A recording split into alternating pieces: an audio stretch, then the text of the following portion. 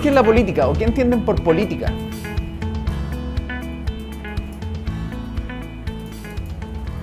¿Nadie se atreve a decir la política? ¿Sí? La toma de decisiones a nivel jerárquico. ¿Qué más? ¿Qué es la política? ¿Cómo se organiza el poder? ¿Cómo se organiza el poder? El medio para ayudar a las personas. Para ayudar a las personas. El arte de convocar voluntades. Convocar voluntades. La discusión sobre cómo queremos vivir, ¿no? La discusión sobre cómo queremos vivir. Fíjense que este título es bien raro, la dislocación discursiva, porque la dislocación es un concepto más bien clínico, ¿cierto? Uno se disloca el brazo, la extremidad se rompe o se separa. Y discursivo refiere, ¿cierto?, al uso de la palabra. Entonces, dislocación discursiva es algo, una unión un tanto extraña. ¿Pero a qué refiere? A lo que pasa hoy día en Chile. Hoy día en Chile hay una dislocación discursiva y lo que quiero hoy día explicar es eso. Chile vive lo que yo llamo la paradoja del tablero de ajedrez. En el año 1990, donde probablemente algunos todavía no nacían y algunos ya habían nacido quizás, se presumió, ¿cierto?, que el orden ya estaba establecido, que las instituciones ya estaban instauradas y que por lo tanto la política consistía simplemente en administrar lo existente. Eso era la política. Y esa noción se tradujo, por un lado, por la necesidad contingente, en la necesidad de establecer un consenso, ¿cierto?, la política del consenso, para permitir una transición hacia la democracia de manera lo más pacífica posible y también manteniendo cierto orden. No obstante, esa noción también se tradujo en que el ámbito de lo político simplemente consistía en hacer cosas. Hay que hacer cosas. Hay que hacer cosas para la gente. Y entonces se presumió que el tablero de ajedrez ya estaba ordenado, que las piezas ya estaban puestas en este espacio y que por lo tanto la política no tenía que considerar las ideologías, ¿cierto?, ni tenía que considerar las ideas políticas dentro de este proceso porque no era necesario, porque ya estaba todo ordenado, lo que fue y es siempre un craso error. ¿Y por qué? ¿Por qué siempre es un craso error? Porque obviamente las personas no somos peones ni alfiles de un tablero de ajedrez. Somos personas que tenemos preferencias, deseos e ideales y por los cuales nosotros actuamos diariamente en nuestras vidas. Y hoy día el tablero está desarmado. Hoy día los que alguna vez creyeron que su tablero de ajedrez ya estaba instaurado, están un poco asustados, están un poco congelados, ¿cierto? Porque ven que el tablero no está tan ordenado como ellos querían y se está desordenando. Fíjense lo que ocurre cuando se empieza a promover esta lógica de que la política tiene que ser algo ajeno a la ideología, algo ajeno a las ideas, algo ajeno a las doctrinas políticas, algo ajeno a los valores. Y entonces tiene que ser algo meramente abocado a la administración de cosas, meramente centrado en hacer cosas. Y entonces se pusieron todos muy marxistas, o más bien engelianos, ¿cierto? Porque era Engel el que decía, en lugar del gobierno sobre personas, en lugar del gobierno sobre las personas, aparece la administración de las cosas y la dirección de los procesos de producción. Y entonces en Chile se pensó que la política era meramente administrar las cosas, ¿cierto? Pero fíjense que eso conlleva un riesgo bien terrible, porque una es la tecnificación de la política. Y entonces la política al final no consiste en valores, no consiste en principios, no consiste en ideología, sino meramente en resultados.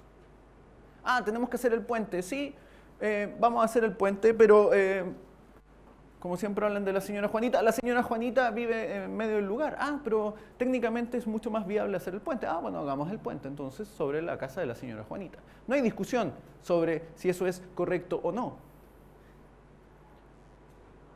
Por eso después tenemos diputados de ciertos partidos que se dicen liberales, pero que sin embargo deciden hacer leyes, por ejemplo, que nos obligan a escuchar 20% de música. Y entonces el problema hoy día, por ejemplo, que se discute no es si la gratuidad es o no correcta o no, sino que cuánto dinero se le asigna o cuántos son los que merecen la gratuidad. ¿Por qué? Porque finalmente la discusión es tecnificada y no política. Y entonces tenemos esta foto, no sé si logran visualizar bien, pero esto es una playa. Esto es una playa que estuvo aquí en Santiago Centro, hace algunos años atrás. Como todo era hacer cosas y era cumplir deseos y satisfacer necesidades, entonces hagamos una playa en la ciudad. Eso fue lo que se hizo. Entonces Joaquín Lavín hizo una playa en el Mapocho, o a la orilla del Mapocho, ¿cierto? Porque había que satisfacer cosas, había que hacer cosas. No había que discutirlas, había que hacerlas. Y entonces se hace la playa. Esto genera un precedente. Satisfacer deseos. El elector entonces busca que el político satisfaga sus deseos. ¿Cuáles? Los que determina el elector y los que ofrezca también el político.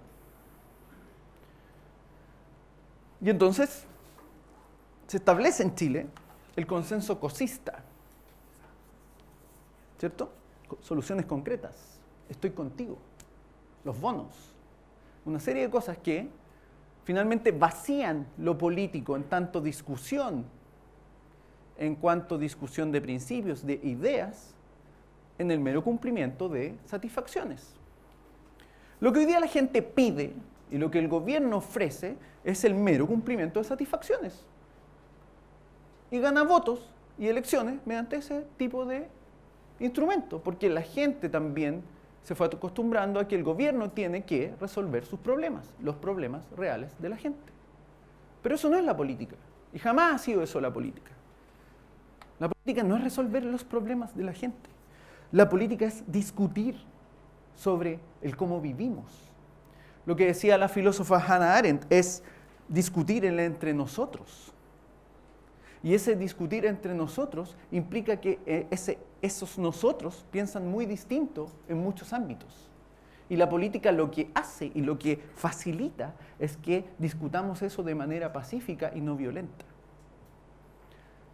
Pero cuando nosotros tecnificamos la política, cuando la volvemos una mera situación cosista, entonces la discusión no es necesaria. Y entonces se puede volver una situación de fuerza. Porque entonces la mayoría impone su criterio, no hay nada que discutir con la minoría. ¿Cierto? Fíjense que esto va muy ligado con el rechazo a el criterio de la ideología. Y la ideología no es meramente un sistema que puede dar paso a un sistema totalitario, sino que es la normatividad política. Todos ustedes tienen ideología. Todos tenemos alguna clase de ideología. E incluso el que reniega de la ideología tiene una ideología que reniega de la ideología. Y eso es ideología. ¿Y entonces qué pasa? Como nosotros rechazamos tener ideología, rechazamos entonces tener un sistema normativo, rechazamos tener principios del no solo cómo actuamos nosotros, sino cómo vemos el entorno, entonces la política se ve vaciada. ¿Por qué rechaza la gratuidad? ¿O por qué la propone? ¿Se han preguntado eso? Pregúntenle a alguien, ¿por qué alguien propone la gratuidad o por qué alguien la rechaza? Y entonces van a ir viendo que es más bien un planteamiento de nivel técnico que de un nivel de principios. La Fundación para el Progreso en general habla de la batalla de las ideas, aunque a mí no me gusta mucho ese concepto, pero efectivamente la discusión es a nivel de ideas hoy día. Y la discusión en realidad siempre es a nivel de ideas. Lo que pasa es que a veces, cuando discutimos las ideas, nos jugamos el pellejo. Otras veces no. Pero siempre es una discusión de ideas.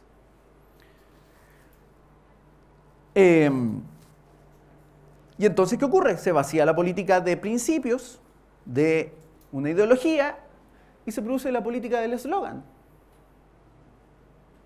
La política del eslogan. Y cualquier eslogan, ¿cierto?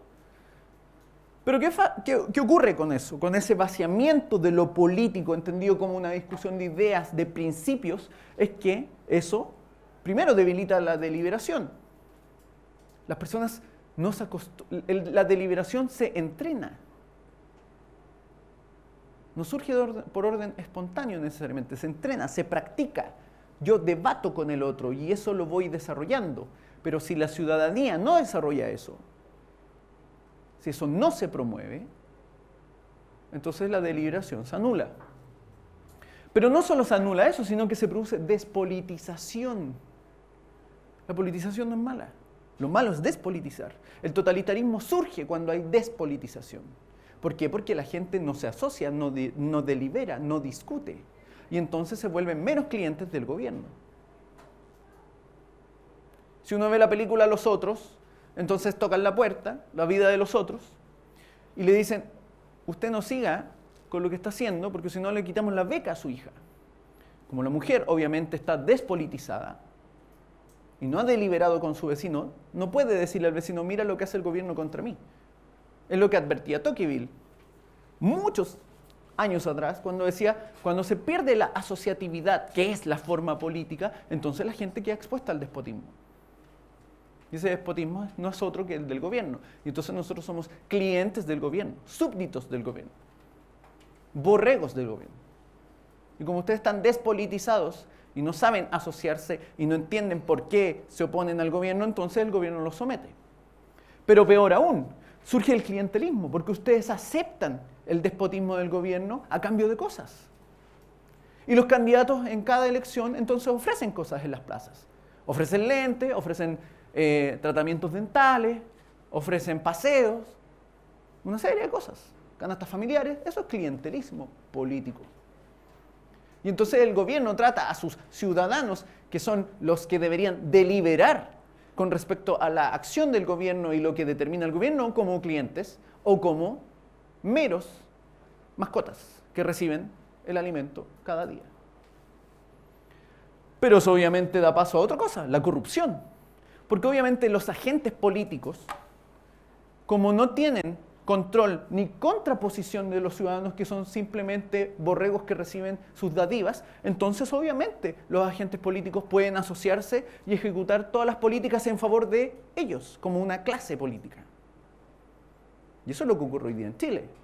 Los partidos políticos de manera transversal actúan como clase política porque los ciudadanos han sido tan pasivos, tan clientelares, tan receptivos de sus políticas populistas, que entonces ellos creen que ellos pueden hacer lo que a ellos les plazca. Porque nadie los va a sancionar. Porque la gente vuelve a votar de la misma forma. Porque no han razonabilizado el por qué votan por esa gente o no por otro. No hay contraposición del ciudadano con respecto al poder. Y peor aún, entonces surge la demagogia. El populismo es la expresión moderna de la demagogia. El demagogo ofrece cosas. Maduro dice, como tú no votaste por mí, entonces yo no hago las 3.000 casas. Eso es demagogia. Algo a cambio de algo. Pero la política, cuando uno no vota porque el representante me dé cosas. Le otorgo simbólicamente la representación. No obstante, Giorgio Jackson, un diputado, dice que en realidad el elector sí tiene que exigirle al representante que cumpla lo que promete, lo que es otra forma de demagogia y populismo.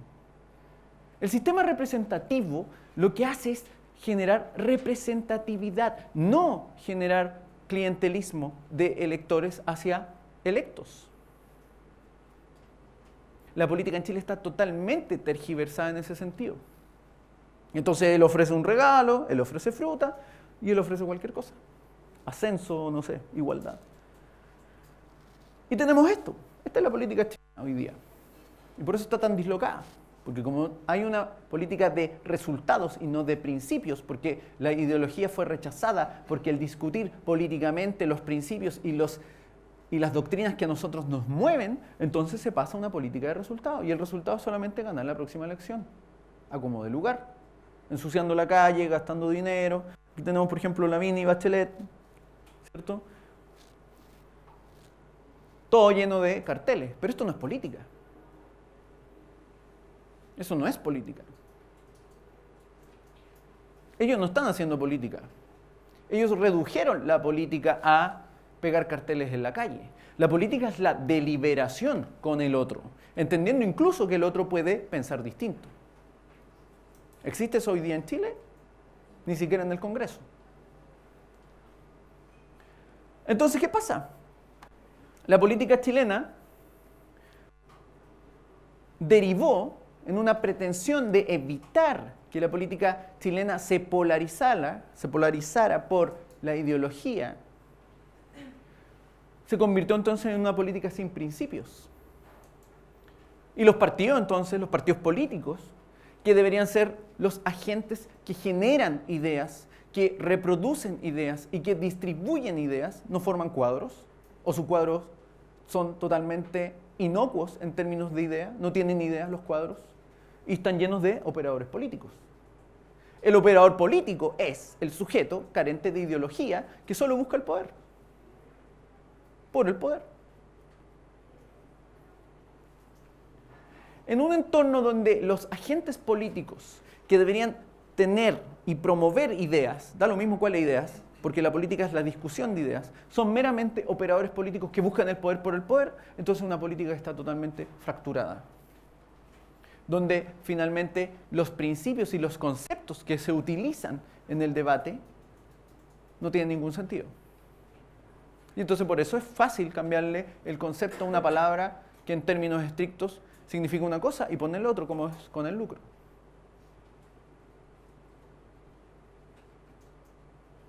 Eso es un reflejo de una política dislocada. No hay discusión de principios. Y entonces hoy día lo que discuten es si inyectamos más o menos millones en la política. No el trasfondo. Nadie discutió, por ejemplo, cuál era el principio subyacente a establecer un 20% de música. Discutían si era 20 o 30% de música.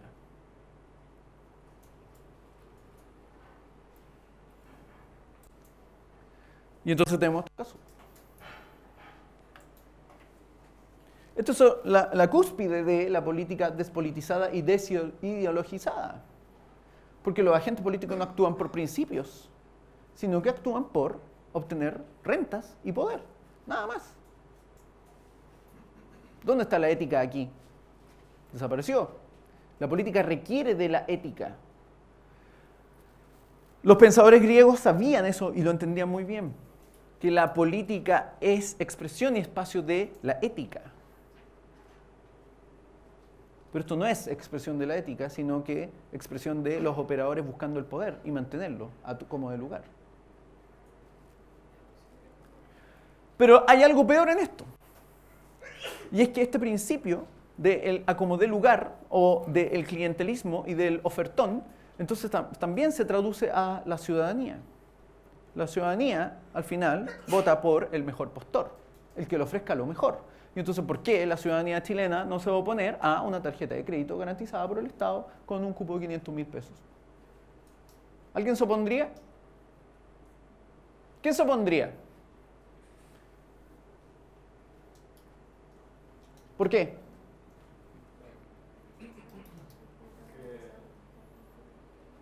O de 1 millón, subámosle 1 millón, total. El cobre está en alza, 1 millón de pesos de cupo. ¿Te opondrías? Sí, ¿Por qué? Sería como malgastar los recursos del Estado, como no ocuparlos con un trasfondo muy importante, sería como solo una política vacía y se podría ocupar mejor quizás en otra parte. Pero sería como regalar algo sin sentido, como tendría que pensar mejor la responsabilidad. Yo diría que no. Ese es el punto de las ideas. Pero si no hay ideas, si no hay ideología internalizada, actuamos por otros criterios. ¿Alguien más levantó la mano? ¿Qué decir lo mismo que Ah, ya.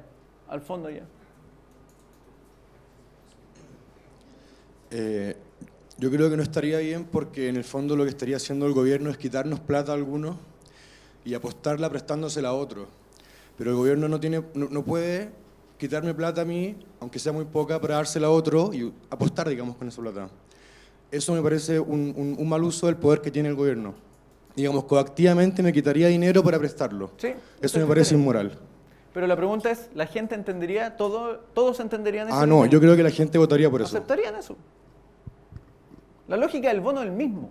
Lo que pasa es que el bono no tiene nombre de tarjeta de crédito, tiene nombre de bono. Pero estaba el bono por el hijo, el bono por el matrimonio, el bono por casarse por segundas nupcias, el bono por bono. ¿Por qué la gente se va a oponer al bono?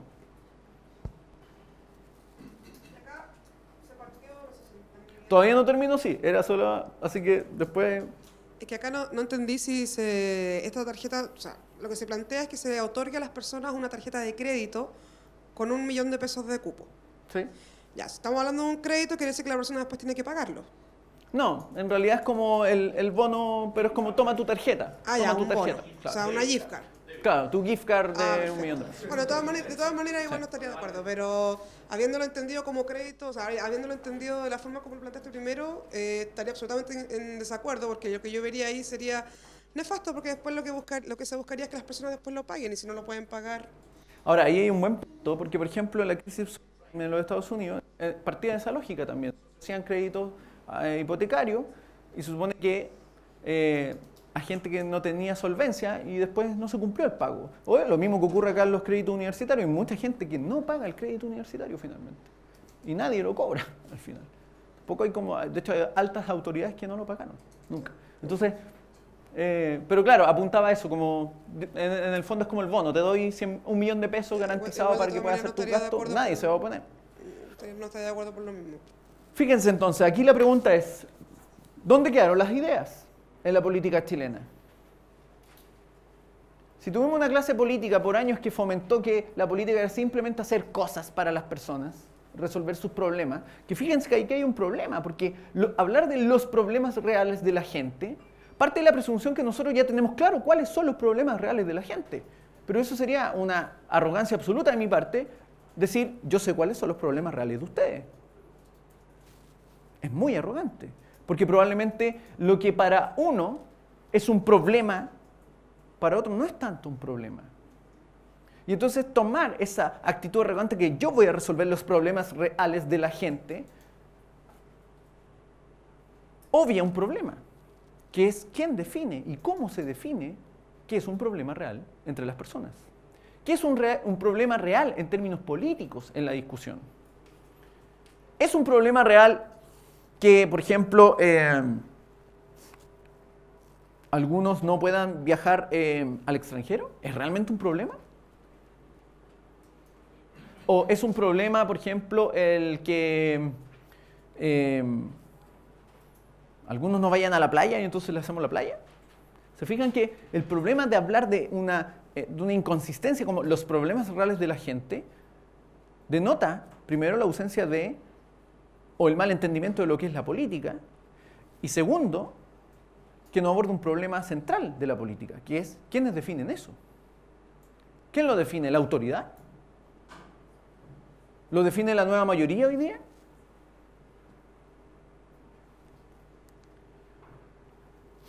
Fíjense que el mundo está hecho de ideas. Esto es una idea que después se concreta en madera. Esto es madera, no es plástico. Es una idea primero. Nosotros entendemos el mundo y lo visualizamos y actuamos a través de él mediante ideas. No somos simplemente sujetos concretos, ¿cierto? Sino que somos sujetos que usamos abstracciones para entender el mundo. Las ideas son muy importantes. Las ideologías son muy importantes. Las ideologías bien entendidas, porque no olvidemos que es Marx el que le da una connotación negativa a la ideología. Por lo tanto, todos los que rechazan la ideología parece que son un poco marxistas en eso. Y el logos es la base de todo, la palabra, porque es a través de la palabra que nosotros entendemos el mundo, es a través de la palabra que nosotros definimos las cosas, definimos las relaciones con otros. Y el mundo está hecho de logos, en todo sentido. El mundo que nos rodea es un logos. La publicidad ha entendido mucho mejor el tema del logos. En la política a veces se tuerce la idea del logos y se cree que solamente basta con el cartelito, pero no es eso. La política es más compleja. Fíjense lo que dice Douglas North. Dice, son precisamente los valores los que vinculan la realidad, entre comillas, con las instituciones. Si la gente no tiene internalizadas ciertas ideas, si la gente no tiene internalizados ciertos principios, las instituciones son letra muerta. No tiene sentido hacer una ley que, por ejemplo, promueva el respeto a la mujer en una sociedad donde los hombres tienen internalizado que la lapidación es legítimo, es algo legítimo. No tiene sentido, es un absurdo. No, es que vamos a hacer una ley para que la mujer pueda ir a la universidad. Y resulta que culturalmente está arraigado el principio de que la mujer no tiene que ir a la universidad, que es lo que ocurre en ciertos países del Medio Oriente. Si nosotros no internalizamos valores y principios, todas las leyes son simplemente papeles escritos en un papel y guardados en una bodega. No tiene sentido. Cuando tú entonces vacías la política de principios, estás también quitándole el sustento a la actividad política.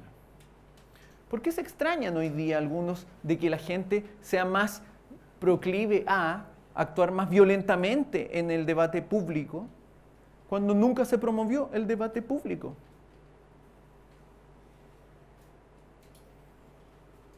Entonces se extrañan, uy, la gente está muy polarizada. Sí, obvio, porque nunca se promovió el debate público, porque nunca se promovió finalmente el pluralismo, porque nunca se promovió el antagonismo en la política, que es tan importante. Alguien que cree que la política es sin antagonismo, entonces o es un totalitario o no entiende la política. La política siempre es antagónica y siempre va a haber antagonismo. ¿Por qué? Porque las personas pensamos distinto siempre. Y las personas podemos cambiar de ideas en el tiempo. Podemos cambiar de opinión en el debate político. Cuando se pretende entonces hacer que la política sea mera administración de las cosas, entre otras cosas, se mata el antagonismo que es tan necesario en una democracia.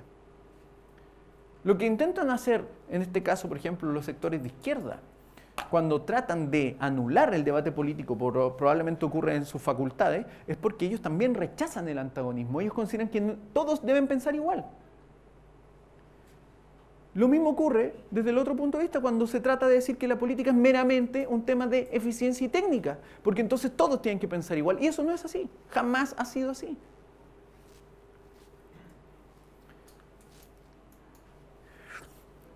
Decisiones a pesar de la incertidumbre, porque la vida es incierta, ¿cierto? La sociedad es incierta, la vida de nosotros es incierta. ¿Y cómo lo hacemos? En base a ideologías y creencias, o valores religiosos o de otra índole. Todos actuamos y tomamos decisiones en base a nuestras ideologías o creencias. Ninguno de ustedes en la mañana se levanta y dice, voy a evaluar si es más eficiente ir a la universidad o quedarme aquí acostado descansando porque X. Nadie hace ese tipo de análisis. Probablemente ninguno de ustedes hizo el análisis para venir aquí hoy día si era más eficiente esto que, no sé, ir a una entrevista de trabajo. Se movieron por otra cosa. La gente se mueve por otras cosas. La gente se mueve por ideales. Entonces creer que la política es meramente satisfacer necesidades y administrar cosas es matar esa lógica. Es matar la política. En Chile mataron la política. No ha muerto todavía, está ahí como agonizando. Pero se puede salvar. ¿Por qué? Porque la política, y esto lo dice Hannah Arendt, la política trata del estar juntos. Juntos, no revueltos. Los unos con los otros, de los diversos. ¿Y por qué? Porque ella entiende que la política necesita antagonismo. Yo discrepo de ti, discutamos el tema. Y eso es política. Cuando no hay política, yo discrepo de ti, ¡pah! Un balazo, se acabó el asunto. Y entonces exige la deliberación. Y la deliberación implica otra cosa. Hay otra pretensión ahí. Cuando yo delibero, también trato de convencer al otro de que yo tengo la razón. La diferencia con una bala es que yo no lo agredo, lo trato de convencer. El ISIS no delibera con los occidentales, les corta la cabeza. Ellos no hacen política, eso es barbarie. Los griegos, y Hannah Arendt lo tienen muy claro, la política es el diálogo, el convencimiento, es el antagonismo dentro del uso de la palabra. La barbarie es cortarle la cabeza al periodista de Occidente. En Chile también hubo barbarie, porque se creía que a los opositores había que matarlos. Derechas e izquierdas eran muy bárbaras, porque creían que había que matarse. Eso no es política, eso es barbarie. Cuando tú entonces confundes la política con hacer cosas, con cumplir deseos, lo que estás matando es la lógica de la deliberación. Después las preguntas. ¿Por qué? Porque partimos de que hay una pluralidad de sujetos que piensan distintos y lo político permite entonces resolver las diferencias dentro del ámbito de la palabra, de lo pacífico, no de la violencia. Y aquí fíjense, entro en el plano de lo que es la cuestión hegemónica que tanto se habla hoy día. Las ideas y el discurso permiten que los sujetos se sitúen en espacios simbólicos y culturales. Ustedes usan una jerga determinada y usan un discurso determinado cuando están con sus padres. La familia es un espacio simbólico y cultural determinado, pero ustedes no actúan de la misma forma cuando están con sus compañeros, o cuando están con la polola, o el pololo, o cuando están con el grupo de amigos, en el bar, o no sé, aquí lugar, o cuando están jugando fútbol, o cuando están en cualquier de esos lugares. Las ideas del discurso definen los espacios simbólicos, definen el espacio cultural. Hoy día algunos dicen, hoy hemos perdido terreno en el espacio cultural. Claro, porque ustedes pensaron que lo que había que hacer era simplemente hacer el Paris Parade y nada más. Pero el espacio simbólico, el espacio cultural tiene que tener contenido. No basta con colocar aquí una estatua y decir, miren qué linda la escultura. Hay que darle un contenido a eso. ¿Por qué está esa estatua y no otra? Lo mismo ocurre en la política. ¿Por qué esta medida y no otra? ¿Qué está detrás de eso? Pero si no hay ideas, si no hay discurso, si no hay ideología, entonces estamos actuando en el vacío. Estamos actuando simplemente de manera estúpida al final. Y fíjense aquí, Humpty Dumpty. ¿Todos saben quién es Humpty Dumpty? Humpty Dumpty es un personaje de Alicia en el País de las Maravillas que le gustaba darle significado a las palabras como él se le antojaba. Entonces Alicia le dice, pero ese no es el uso correcto de esa palabra. Y él le dice, simplemente, aquí la cuestión es saber quién manda. En política eso también es importante. La palabra lucro y el manda, fíjense, no es el que tiene más la fuerza. El que manda es el que tiene la hegemonía. Si aquí, por ejemplo, el 60% está de acuerdo en que el lucro es esto y no lo otro, entonces nosotros mandamos. Nosotros definimos la política. Nosotros definimos las acciones. La minoría tendrá que hacer su trabajo contrahegemónico y ver si en algún momento llega a ser hegemónica. Esa es la política. Así consiste la política. Porque el que manda, y aquí tomo de nuevo a Hannah Arendt, no es el que tiene el instrumento de la fuerza, sino el que tiene el poder. Y el que tiene el poder es el que tiene más gente pensando como uno. En Chile se pensó, volviendo al tablero de ajedrez, que porque se tenían los instrumentos de la fuerza, entonces se obtenía el poder. Pero eso hoy día no es así. Hoy día la ideología o las ideas que predominan y que son hegemónicas no son las ideas liberales. En general, y son de manera transversal, de derecha a izquierda, más bien colectivistas y anti-individualistas. Todo lo que huela a individualismo, a libertad personal, es como, oh, no. Eso es libertinaje, es desorden. Entonces las ideas hoy día son muy colectivistas en Chile. El sujeto, el individuo, la libertad personal están en riesgo. ¿Qué ocurre hoy día? ¿Y por qué está dislocado el discurso? ¿Y por qué esto tiene relación con la hegemonía? ¿Y por qué esto tiene relación con la libertad? Esta foto hace alusión al cuento de Julio Cortázar, La casa tomada. ¿Todos han leído ese cuento? Ya, lo voy a contar. Muy breve. Se trata de dos hermanos que viven en una casona antigua, y de repente empiezan a escuchar ruidos en una habitación del fondo de la casa. Pero ninguno se atreve a ir a ver qué hace el ruido. Lo único que hacen es acercarse y colocar llave a la puerta de esa habitación. Pasan los días y empiezan a escuchar ruido en otra habitación. Y entonces, obviamente, su misma actitud es colocarle llave a la puerta. están rehuyendo el debate político, están rehuyendo el debate ideológico. No discutamos eso porque eso es muy peligroso. Luego vuelve a haber ruido y entonces empiezan a cerrar todas las habitaciones y empiezan a avanzar hacia la salida de la casa. Hasta que finalmente escuchan ruido y terminan cerrando la puerta por fuera. Eso ocurre hoy día en Chile. Y ocurre porque gente se negó a discutir política, porque se negó a discutir de ideología, porque se negó a hacer política de verdad. Y entonces, se sorprenden que parece que están cambiando todas las reglas del juego y hasta los conceptos están cambiando. Pero es obvio que les van a cambiar las reglas del juego y los conceptos si ustedes pensaron que eso no era importante.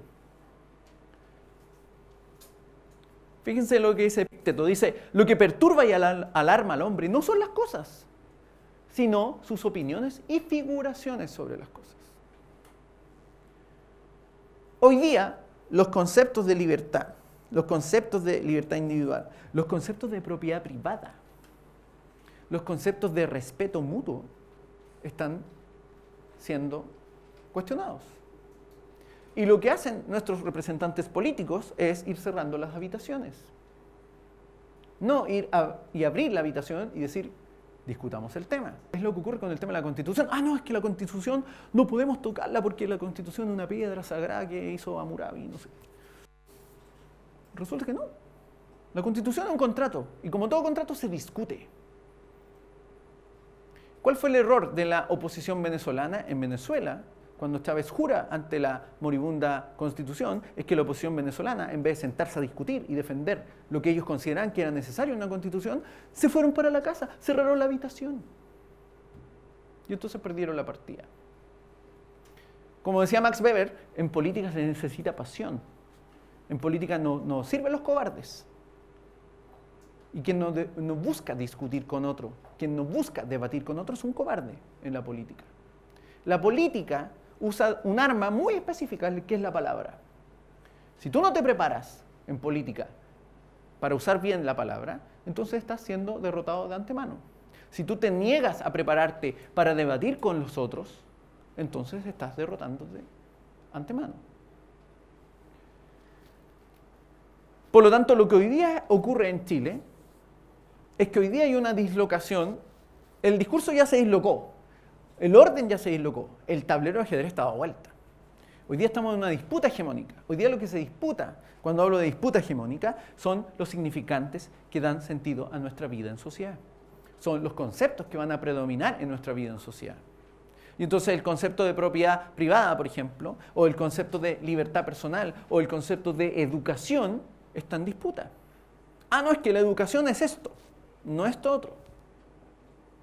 No, es que la libertad educativa es que el Estado te diga dónde tú te educas, no que tú elijas el colegio o que tú puedas formar una escuela, por ejemplo. No, es que el carácter público de una entidad es que dependa del Estado. Y entonces, por ejemplo, hoy día lo público y lo estatal se confunden, extrañamente. Entonces esto no es debate público, no estamos aquí en un debate público, sino que estamos en algo muy privado. Eso está en disputa hoy día, hegemónicamente. Hoy día lo que se discute no es quién va a ser el próximo presidente, ni cuántos candidatos va a tener un partido por ahí o un partido nuevo por acá. Eso no tiene sentido.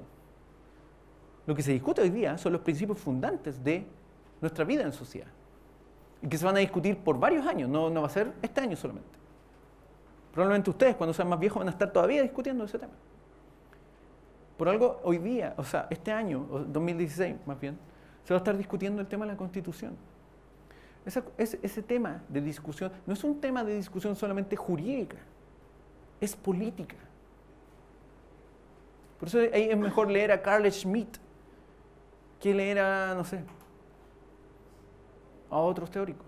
Porque él entiende, la disputa con respecto a la Constitución no es jurídica, no hay que ser un súper jurídico, es de poder.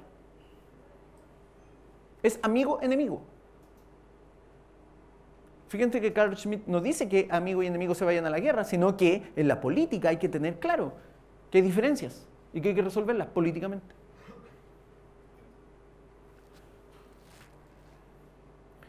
Y entonces, las ideas sí son importantes, las ideologías sí son importantes. ¿Por qué? Y aquí cito a Ernesto Laclau, que es un filósofo socialista. Dice, las relaciones sociales presentan 4 propiedades. Primero, son contingentes. La idea del tablero de ajedrez y que el orden estaba establecido y que las instituciones iban a ser eternas es un error, craso error, de gente que no entendió la política. Hay historicidad. Nosotros vamos cambiando, las generaciones cambian, el orden político cambia. No es algo congelado en el tiempo. Hay relaciones de poder constante.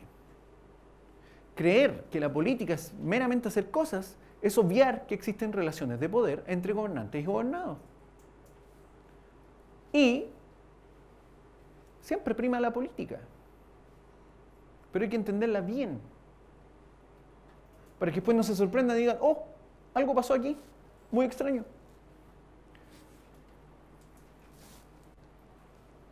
Y aquí hago una reivindicación del liberalismo, y con esto cierro, porque el liberalismo es una doctrina política, no es una doctrina económica. El liberalismo no es solamente que la gente pueda tener una empresa.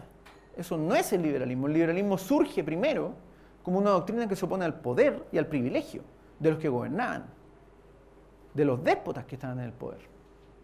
Y es una ideología y una doctrina que es de los comunes, no es de los poderosos, no es de los grandes propietarios, es de los pequeños propietarios, porque en general los grandes propietarios estaban asociados con los reyes en un sistema económico que se llamaba el mercantilismo y obtenían todas las prebendas para ellos, mientras que los pequeños propietarios tenían que ser expoliados por los cobradores de impuestos a diario. Y el liberalismo lo que hace es reivindicar a los comunes y decir, ellos también tienen derecho a la libertad y tienen derecho a estar fuera de las injerencias de la autoridad política.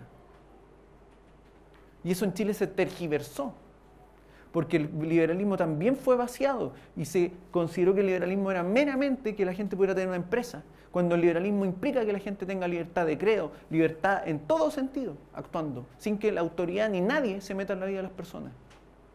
Por eso es meramente individualista. Y entonces, en este contexto de ruptura, de dislocación y ruptura hegemónica, el liberalismo hoy día tiene una oportunidad enorme de constituirse como un ideario político. No para los conservadores, que tratan de agarrarse del liberalismo siempre, ni tampoco de los colectivistas socialistas, sino que los que realmente creen en la libertad individual y que la reivindican en todos los ámbitos, no solo en el económico, sino en el político, en el moral, en todos los ámbitos. Porque cuando ustedes le conceden a la autoridad la injerencia en algún ámbito, entonces le abrieron la puerta a todos los ámbitos. ¿Por qué no se van a meter en todos los ámbitos? Si ustedes le dicen a la autoridad que se meta en la vida moral de las personas, entonces ustedes también le dieron el paso para que se meta en la vida económica de las personas y en la vida política de las personas, porque al final la autoridad actúa como una especie de asistente social que finalmente termina siendo un vigilante de la gente. Y entonces el liberalismo es una opción en esta disputa. No hay otra. ¿Por qué? Porque hegemónicamente hoy día los colectivistas están en la derecha y la izquierda. Y las propuestas de derecha e izquierda son colectivistas, antiindividualistas. Y eso es un riesgo para la libertad. Si uno lee la historia de lo que fue Europa en el siglo XX, entonces uno va a entender que aquí hay riesgos para la libertad. Y para la libertad, no para el gran empresario. Esto es para las personas comunes y corrientes. Son esas las personas que sufren después las decisiones de los burócratas y los gobernantes. Los más ricos se van fuera del país, pero son las personas que quedan en los países, los comunes, los que sufren la discreción de los gobernantes. Y eso es lo que pasa en Venezuela hoy día. Los más ricos ya se fueron, emigraron, salvaron sus capitales, pero los que sufren, los que pasan las pellejerías, son los comunes. Y el liberalismo es una doctrina que reivindica a los comunes. Y entonces, James Buchanan dice, la gente necesita desear algo con vehemencia, algo por lo cual luchar. Si el ideal liberal está ausente, y estuvo mucho tiempo ausente, ahora empieza a tomar vuelo de nuevo, habrá un vacío que será suplantado por otras ideas. Y eso ocurrió. Como vaciaron la política, porque la política creyeron que se trataba simplemente de hacer cosas y resolver problemas, entonces no había un ideal. ¿Por qué la gente iba a moverse? ¿Por qué la gente iba a actuar? ¿Qué ideal movía a la gente hace 10 años atrás? ¿O hace 15 años atrás? ¿Qué ideal los mueve a ustedes? ¿Qué ideal tienen ustedes? ¿Con qué sueñan? No tienen ideales. Están jóvenes sin ideales. Algún ideal deben tener. Usted, Tomás, ¿qué ideal tiene?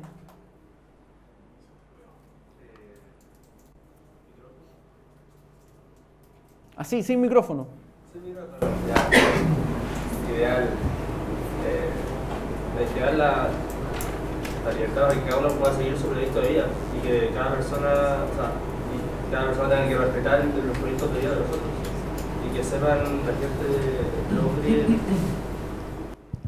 la gente aprenda a debatir ideas, que hoy en día todavía no se logra, y me toca mucho a mí discutir con gente y que al final se termina como en un cuadrilátero que en un debate.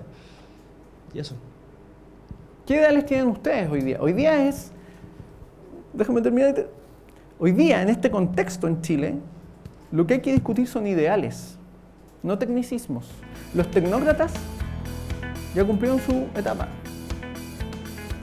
Hoy día hay que discutir ideales. Eso es lo que está en disputa hoy día. Esa es la pregunta. La abro y después ustedes verán. Pero es, ¿qué ideales están defendiendo?